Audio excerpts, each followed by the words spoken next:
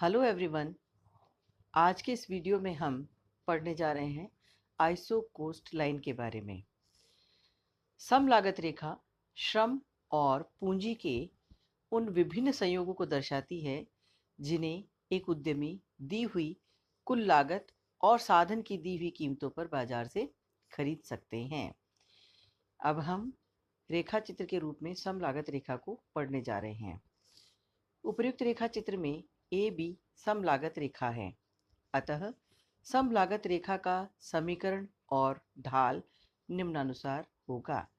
C is equal to W into L plus R into के।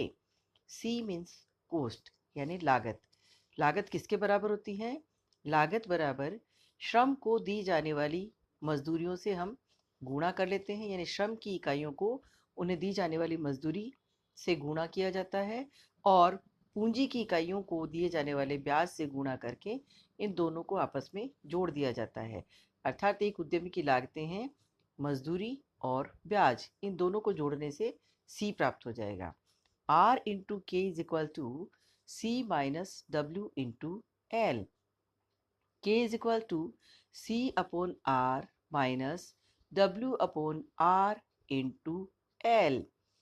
सी upon R Y अक्ष पर सम लागत रेखा के इंटरसेप्ट को तथा W अपॉन आर सम लागत रेखा के ढाल को, या कह सकते हैं कि साधनों की कीमतों के अनुपात को दर्शा रहा है। साधनों का अनुकूलतम संयोग। फर्म का साम्य या साधनों का अनुकूलतम संयोग दो स्थितियों द्वारा ज्ञात करते हैं। पहला है प्रतिबंधित लागत न्यूनतम करण, दूसरा है प्रतिबंधित उत्पादन अधिकतम करण। जैसे तटस्थता वक्र विश्लेषण में आप लोगों ने पढ़ा था कि एक उपभोक्ता का लक्ष्य होता है हाउ टू मैक्सिमाइज यूटिलिटी, यानी उपयोगिता को अधिकतम किस प्रकार से किया जाए। उस उपभोक्ता के पास साधन यानी उसकी आय सीमित होती है और उसका लक्ष्य होता है कि उस सीमित आय को वह इस प्रकार नियोजित तरीके से व्यय करे कि उसे प्राप्त होने वाली उपयोगिता अधिकतम हो सके। इसी प्रकार एक उत्पादक का लक्ष्य होता है हाउ टू मैक्सिमाइज प्रॉफिट, यानी लाभों को अधिकतम किस प्रकार से किया जा सकता है। लाभ को अधिकतम करने के लिए एक उत्पादक के पास उत्पादन करने के जो साधन हैं वे सीमित होते हैं, लेकिन साध्य अनंत होते हैं। तो एक उत्पादक का लाभ अधिकतम कब होगा? जब वह अपने सीमित साधनों को इस प्रकार नियोजित तरीके से काम में ले कि उसे प्राप्त होने वाला उत्पादन अधिकतम हो, उसका लाभ अधिकतम हो, जबकि लागतें न्यूनतम हो। तो एक फर्म का साम्य कहाँ होगा या साधनों का अनुकूलतम संयोग कहाँ होगा, इसमें हम सबसे पहले पढ़ने जा रहे हैं प्रतिबंधित लागत न्यूनतम करण, यानी कंस्ट्रेंट कॉस्ट मिनिमाइजेशन। प्रतिबंधित लागत न्यूनतम करण की स्थिति में उत्पादक वस्तु की एक विशेष मात्रा को कम से कम लागत पर उत्पादित करने का प्रयास करता है। वस्तु की एक विशेष मात्रा को न्यूनतम लागत पर उत्पादित कर एक विवेकशील उत्पादक अपने लाभ को अधिकतम करने का लक्ष्य रखता है। देखिए, इसे हम इस रेखा चित्र के द्वारा भी समझ सकते हैं। यहाँ इस रेखा चित्र में आपको तीन सम लागत रेखाएं दिखाई दे रही हैं। पहली सम लागत रेखा है ए बी, दूसरी ए डैश बी डैश और तीसरी है A double dash B double dash. यहाँ जो ए बी समलागत रेखा है यह सबसे नीचे स्थित है। इसका मतलब ये सबसे कम लागतों को प्रदर्शित कर रही है। इससे ऊंची लागत का वक्र है ए डैश बी डैश और सबसे ऊंची लागत की समलागत रेखा है ए डबल डैश और बी डबल डैश। यहाँ क्यू क्यू जो है यह समुत्पत्ति वक्र है और इस रेखा चित्र में ए बी और सी ये तीन बिंदु हमें दिखाई दे रहे हैं। तो एक उत्पादक का समुत्पत्ति वक्र क्यू है और सम लागत रेखा A B, A dash B dash और A double dash B dash है। वह समुत्पत्ति वक्र पर स्थित साधनों के उस संयोग को चयनित करेगा जहां पर लागतें न्यूनतम हों। अतः उत्पादक ई बिंदु पर, देखिए रेखा चित्र में ये ई बिंदु है, इस ई बिंदु पर उत्पादन संयोग को चुनेगा जहां समुत्पत्ति वक्र Q सम लागत रेखा A डैश B डैश को स्पर्श करती है। वह आर जे एस पर उत्पादन नहीं करेगा क्योंकि ये ऊंची सम लागत रेखा पर स्थित है। ध्यान दीजिएगा कि ये रेखा चित्र है जहां पर ये आर बिंदु है, ये एस बिंदु है, ये ई बिंदु है। कोई भी उत्पादक उत्पादन ई बिंदु पर करेगा। क्यों? क्योंकि ई बिंदु जो है ये ए डैश बी डैश इस नीची सम लागत रेखा पर स्थित है, जबकि आर और एस ये दोनों बिंदु ऊंची सम लागत रेखा पर स्थित है। इसलिए क्योंकि उत्पादक का लक्ष्य है लागतों को न्यूनतम करना, तो ई बिंदु जो है वह एक अनुकूलतम संयोग या इसे हम उत्पादन का अनुकूलतम बिंदु कह सकते हैं।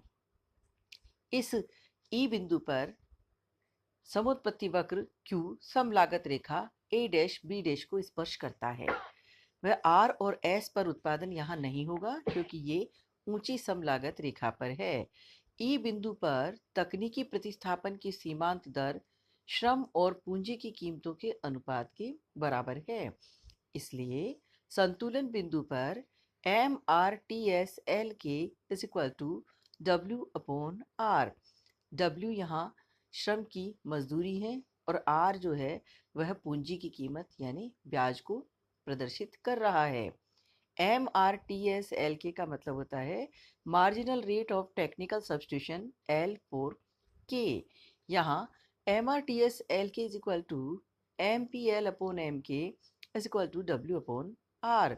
इसका सीधा सा मतलब है कि अनुकूलतम संयोग वहाँ होगा, या कहें कि साम्य का बिंदु वह होगा जहाँ पर समोत्पत्ति वक्र का ढाल और सम लागत रेखा का ढाल दोनों एक दूसरे के समान हो। अर्थात संतुलन की अवस्था E में MPL/MPK is equal to W/R। इसके अनुसार उद्यमकर्ता दो साधनों की इतनी मात्राओं का प्रयोग करेगा जहां उन साधनों के सीमांत भौतिक उत्पादन के अनुपात उनकी कीमतों के अनुपात के बराबर हो जाएंगे।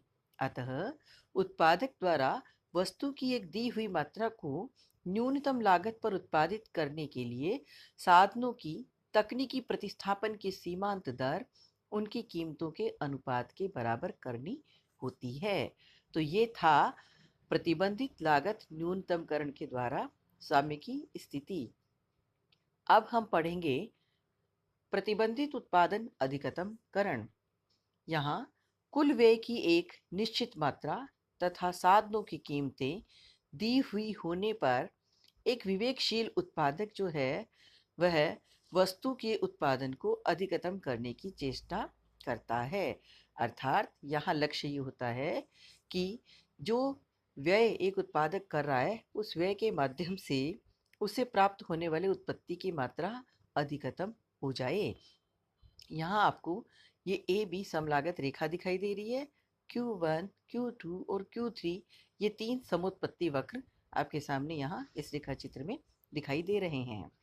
यहाँ एक उत्पादक के पास AB समलागत रेखा और तीन समुत्पत्ति वक्र क्रमशः Q1, Q2 और Q3 है। समलागत रेखा Q1 को R व S बिंदु पर तथा Q2 समुत्पत्ति वक्र को E बिंदु पर स्पर्श कर रही है।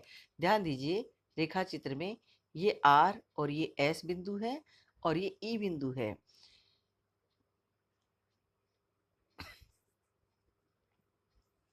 उत्पादक उक्त स्थिति में E बिंदु पर उत्पादन कर अपने उत्पादन को अन्य संयोग यानी R और S की तुलना में अधिक करता है, क्योंकि R और S ये दोनों बिंदु नीचे समुत्पत्ति वक्र पर स्थित है।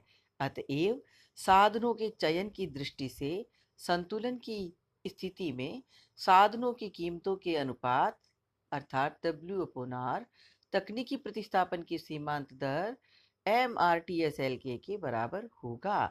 अतः अनुकूलतम साधन संयोग E पर MRTSLK is equal to W upon R, या कह सकते हैं कि MRTSLK is equal to MPL upon MPK, या MPL upon MPK is equal to W upon R। इसका मतलब ये हुआ कि इस E बिंदु पर समुत्पत्ति वक्र और समलागत रेखा, इन दोनों का ढाल एक दूसरे के बराबर है।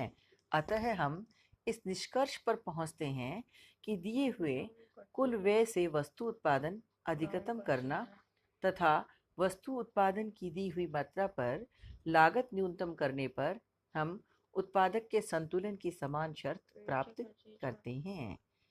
Thank you.